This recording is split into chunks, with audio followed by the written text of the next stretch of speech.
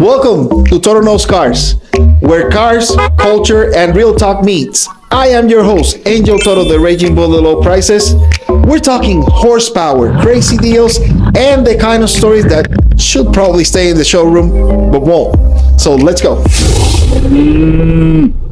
This podcast is for informational and entertainment purposes only. The opinions shared are our own and do not represent any dealership, manufacturer, or financial institution. Always do your own research and consult a professional before making financial or vehicle decisions. Enjoy this episode. We have an amazing episode for you guys. We're going to be talking about the service drive and the scary stories out there.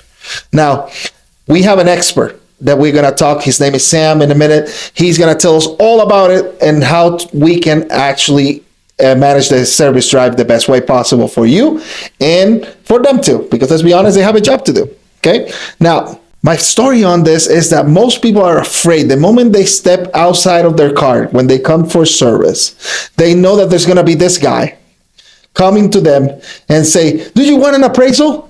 First of all, that's the wrong way to say it. That's not the professional way to do it, but that's actually how it happens, right? We actually get there.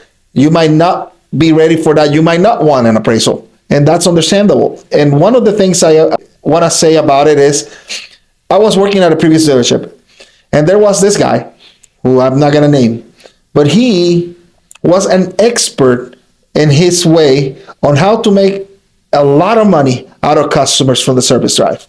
Like, I know you've seen it because that's what you're afraid of. That guy coming in, then they give you an appraisal for your car, and then they bring, hey, the reason I'm doing this is because your repair bill is $10,000. And most people, when they see that big number, they actually open their eyes and say, oh shoot, what am I going to do? I don't have $10,000 to fix this car.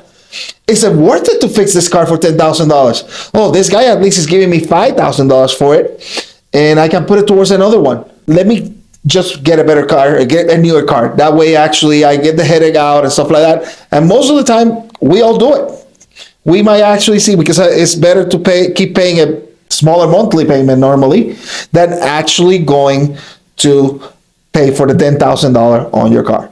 Put it on a credit card at 30% or something like that, right? Now, the truth is, there are many of these non-professionals out there, like that guy that I know, I've been telling you earlier, not Sam. Sam is an amazing guy that I'm going to talk about, that will actually make as much money possible from you. Probably the bill on that repair was not even $10,000. It might have been actually $3,000. But you don't know that. You are not here. You are not the one that has the price sheets. You're not the one that knows all those things. Now, it might be $10,000 because sometimes there's some repairs that it was the engine and the transmission, stuff like that. And if we go OEM, what we call original parts, yes, it might be $10,000. But that actually is not what we do. I actually have even a customer recently who was quoted at another dealership $24,000 for his transmission.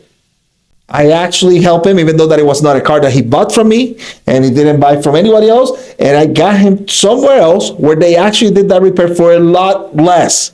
And I'm talking about maybe 20% of the price that he actually was quoted for. And he has a car running right now. Okay? The reason I say this is because I know that there's a lot of non-professionals out there that are trying to make as much money from you. So today, Sam and I, we're going to talk about that, and we're going to show you that there's a right way to do this. Okay? You can save a lot of money because sometimes those repairs are costly, right? You can save a lot of money, but you can also have a great experience for the future and be actually out of the dealership with a better option than what you had. So stay tuned. We'll talk about it now. Well, today we actually have here one of my best friends here in the car industry. His name is Sam. Sam is amazing, and he is one of the best I ever seen in the service drive. He actually is so successful that I have seen how his sales and how his customer have reacted differently to the service drive thanks to him. So without further ado, Sam, introduce yourself a little bit. Sam Jensen. I have been in the car industry since 2017. Unfortunately, I had a lost business, and I said, hey, might as well go sell a car. Right. And I actually started at Jaguar Land Rover in Brentwood, Tennessee in 2017. And I've always loved cars.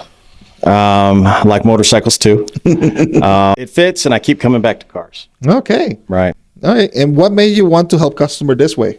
Everyone has their opinion about car salesmen and the car industry and, the vultures, right? Buy the car, right? And I just wanted to change people's perception on that and give impeccable service.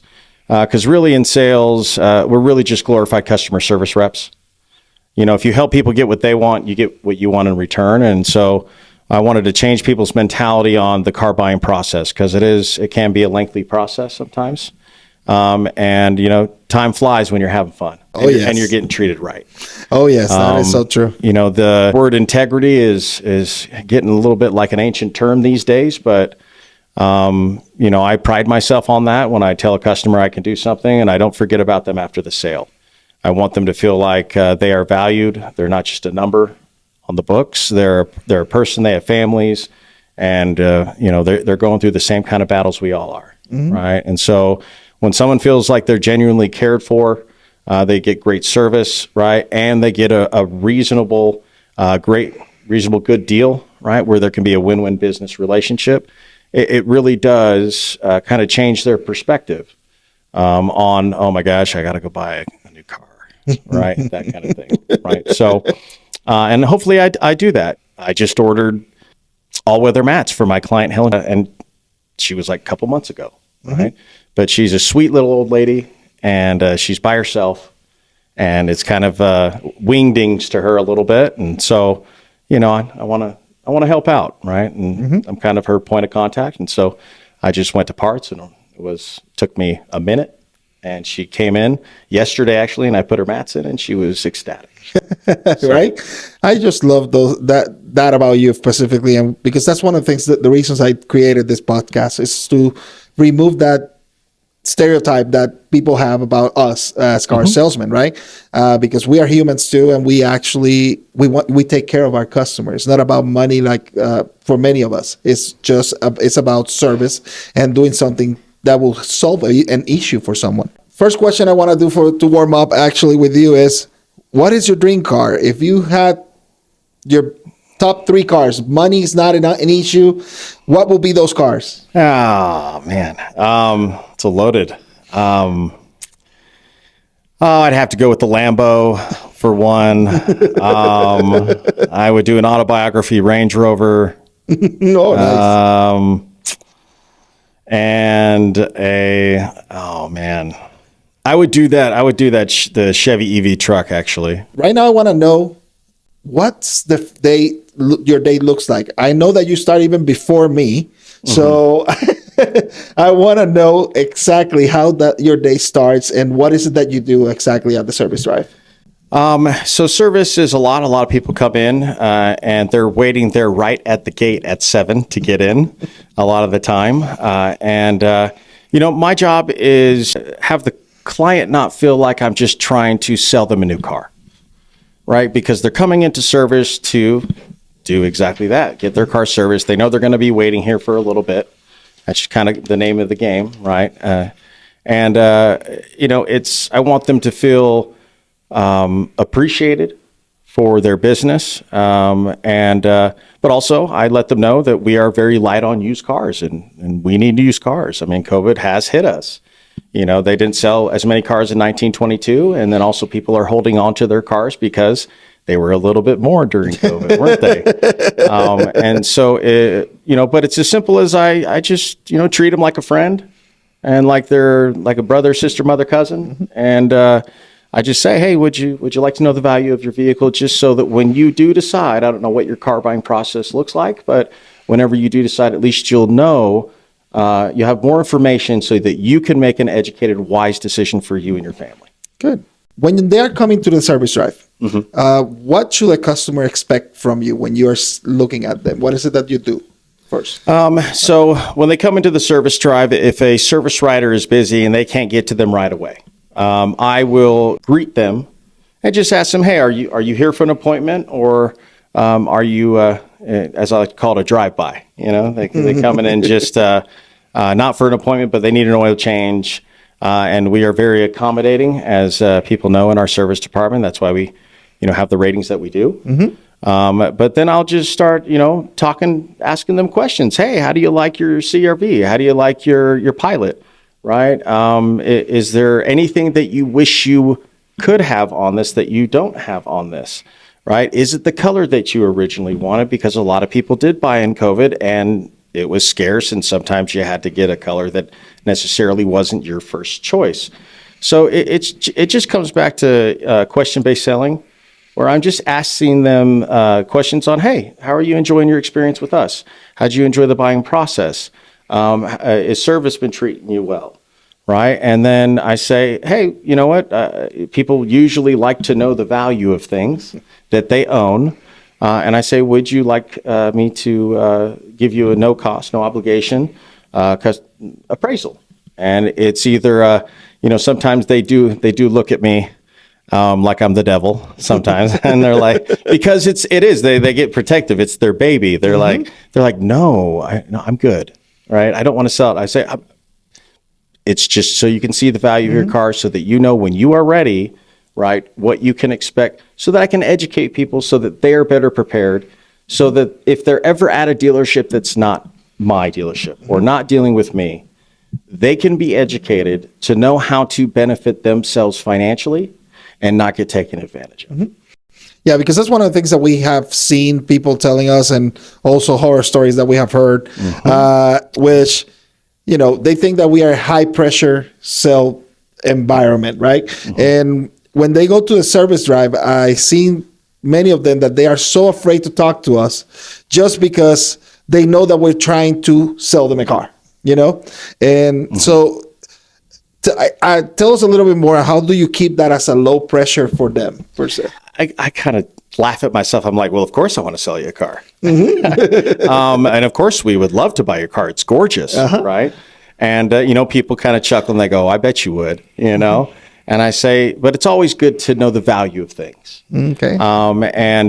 There's usually kind of three types of people, right? People that drive their cars until the wheels fall off, the 2 to 5 year buyers, and then the people that are sick and they need a new car every 6 months to a year, right? That's my wife. Just yeah. She hasn't gotten one in a while, but she always mentions what she wants. I'm just saying, it's just like, she always throw that out there.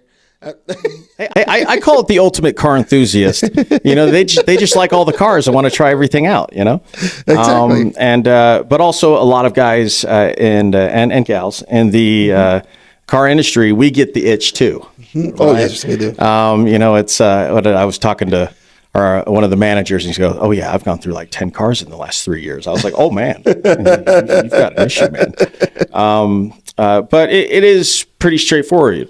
I would love to be able to earn your business today if the stars align, if it's the right situation, the right time, and it's a no-brainer. Okay. Right? If it's not, at least, you have a point of contact. You have someone that you can always ask questions, right? And, and I'm always going to give you that friendly service. Okay. Yeah. Now, based on your hat, we know that you sell Hondas now. Yeah. Right? But yesterday, I actually witnessed you. First of all, I got jealous because he actually sold 2 cars yesterday and I didn't sell any. Yes, guys, I'm saying I'm being very vulnerable right now. And yes, I try to compete with him every single day. He can tell you that. Anyway, but yesterday I saw that you got someone from the service drive and you sold them a Jeep. It was a Tesla. It's a Tesla. It was Tesla. Okay.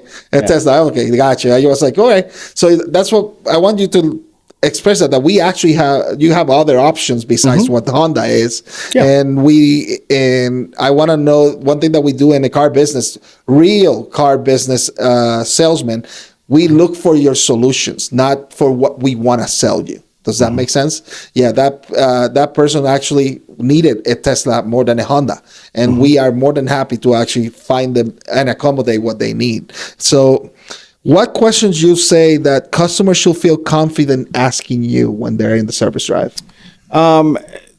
So this situation, I actually sold the 3 cars out of Now I hate you more. out of one customer. He was very unhappy with his lease. He got a lease at another dealership, and he felt like they put him together, to put it lightly. And so what we did is we earned his business, and we actually went negative on a car, right? And got him into the car that he originally wanted. And then because I went above and beyond for him, it wasn't about the money at that point. It was about the relationship, right? Because after a certain point, I make the same regardless. So, and at the end of the day, I tell all my clients, I work for you, right? I don't work for my managers. It's my job to bridge the gap so that you get a great deal and my managers also feel like they win too, right? And he actually, because we helped him out so much, he brought that up to me and said, hey, my mom also feels the same way about her lease. Then we got her into, we actually upgraded her from an HRV to a CRV hybrid. Nice. And let's just say that English is her second language. Okay. Right. And she works a lot, but she doesn't make a ton. Right. And so she's very budgeted. But we gave her such a great deal. And then she's like, hey, my daughter has a scholarship at a private school. She's a great kid and I want to buy her a car. Nice. Right. And so that was the Tesla. That was Tesla. Right. She's going to have to get used to driving it. But it was a good deal all the way around. And they're very, very happy. And I feel that we've gotten a loyal customer for life. They're going to come back to me every single time, and they're going to come back to our dealership. Nice. Now, those customers also that come to the service drive, they don't necessarily buy the same day. How do you keep in touch with them? What do you do to keep actually engaged with them? And how long do you do that? I treat people the way I want to be treated, not the way I want to treat people, we'll just say. And you're not bugging me if you follow up with me every single month just to check to see how I'm doing. Hey, just wanted to follow up, just see kind of how you're doing. You want to buy a car yet? And they laugh and chuckle, and we just shoot the breeze for a little bit. I ask them how life is, how the family is, everything. I remember their kids' names, right? And people really do appreciate the fact that I remember things about them, right? Because they are important, right? Just because they're not buying a car from me right now doesn't mean they're not going to buy a car from me. Correct. Right? It's not on my time. It's on their time. I'm in a service-oriented industry. Exactly. One thing I will say about that is actually that, yes, we might see you here every 3 months, 4 months, 5 months, 6 months, but when we follow up with you is because things change. Sadly, sometimes there are accidents and stuff like that. Car gets stolen. You need a new car. So we want to be that person of contact for you and help you the right way and take care of you. So yeah, I will definitely say that you do a great job with that, because I see that rapport with all your customers so far since I met you. Now, this question, because this podcast is actually more to the consumer, not to the car salesman per se, but I want people to be confident of talking to us, in other words. But I want to ask you something. I want the background or the behind the scenes thing that you want to say. What would you want the customers to know about the car industry? That it's just like any other business, right? We have to make profit somewhere, but that doesn't mean it has to be a lot, right? The name of the game now is everything is reviews. People do their research, right? And it is how and I love it that it's that way. A lot of people complain about it, but I love that. It's making sure that people are being treated the way that they're supposed to be treated, like a valued person first, and then a valued client second. Okay. Right. But in this industry, it's really on who you work with, honestly. I've worked with some great people and I've worked with some not so great people. I've bought things from some people that were amazing, and I have purchased things from individuals that I didn't feel good about them, but I still bought it because I wanted it. But did I go back to them? No, really not. Right. And it's really, really nice in our lives when people can help us take things off our plate. And so when people actually have a car guy, right, one that they know that is going to treat them and their family the right way, right, they're going to send them, their family to me, and they're going to be a hero of their family because I hooked their family up. Hey, go to my car guy Sam. He'll take care of you. Right. And I can attest that Sam is actually almost as good as me. Well played. That's good. All right. So let's say that this is the last question I have for you today. Okay. But let's say that I'm a regular customer. I'm going to the service drive tomorrow. What's one piece of advice that you have for me for that? Be nice to me. I mean, no, everyone's nice. Expect that, we're a dealership. We're in business. In business, it's all about what you gross at the end of the day, right?